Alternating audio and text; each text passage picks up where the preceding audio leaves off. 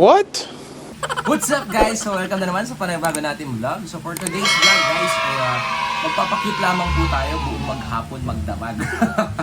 Hayop ka talaga! Ang ganda mong lalaki!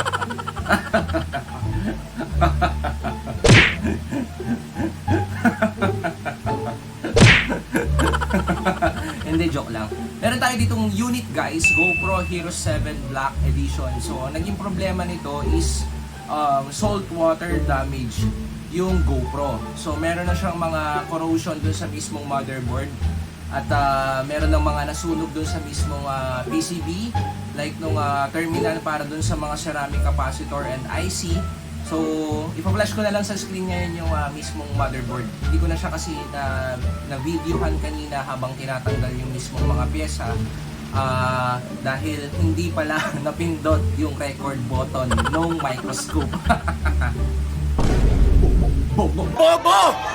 So ayun guys, ipa-flash ko sa screen ngayon yung itsura ng motherboard bago ko siya umpisahan tanggalan ng pyesa. Alright, pasok! Ayun! So ang tagal ng no? Ang tagal ng transition So ayun guys, nakita nyo naman kung ano yung mga nasunog sa kanya. Like nung sabi ko kanina, natanggal ko na yung mga pyesa pero hindi ko na-videohan. Pero papakita ko na lang sa inyo guys kung ano yung mga nasunog dun sa mismong linya ng kuryente para dun sa mismong motherboard. Which is eto. Ayan guys, etong IC na to, ayan, kung makikita nyo, teka paano ba? Ayan, so itong IC na to guys, tinanggal na natin yan. Meron siya ditong sunog na pyesa. Tapos itong mga lagay ng ceramic capacitor na yan guys, bulok na din siya. So ayan, ayan, pati ito. Also itong linya na to guys is kung makikita nyo kulay black na siya dahil nasunog na talaga siya. So itong mismong PCB board na to, wala na yung linya niyan. So ang gagawin natin is magbabypass na lang tayo or titignan na lang natin kung ano yung best way na magagawa natin para ma-revive yung linya nun. So ano pang hinihintay? Umpisa na natin yan. Tama na papogi dahil wala tayong bala para dyan. Alright, let's go! Bago natin siya umpisahan, again, gusto ko lang ipakita sa inyo kung ano yung serial number niya. So, wala pa tayong ginagalaw dyan. Kung ano yung nakita nyo kanina, yan pa din yan. So, pakita ko lang yung serial number. Pasok! Ayan. So, yung serial number niya is last 4 digits number is 8847. Alright. So, ito yung mismong motherboard. Ayan. Sorry, nag-flick yung mismong backlight. Lalagyan natin siya ngayon ng marker para meron tayong palatandaan. Meron kasing nagsasabi na hindi daw yun yung actual na ginagawa. So lalagyan natin yan ng permanent marker galing kay Pure Gold. Baka naman. So lagyan natin siya. Ano pwedeng isulat? J na lang. Yan. So napakapangit na sulat. Alright? Yan. Patuyuin lang natin tapos umpisahan na natin ang laban. Yes, sir!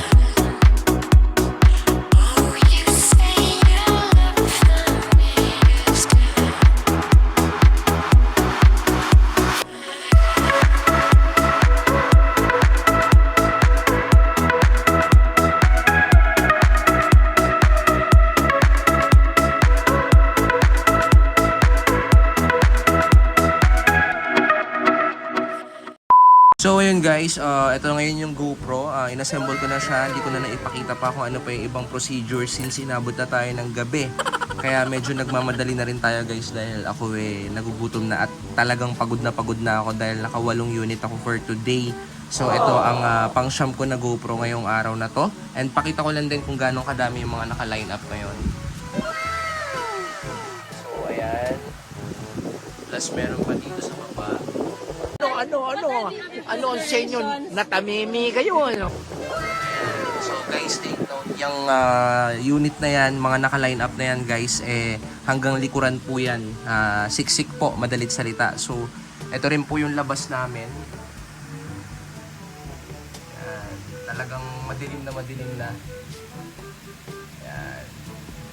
Inabot na tayo ng hapunan.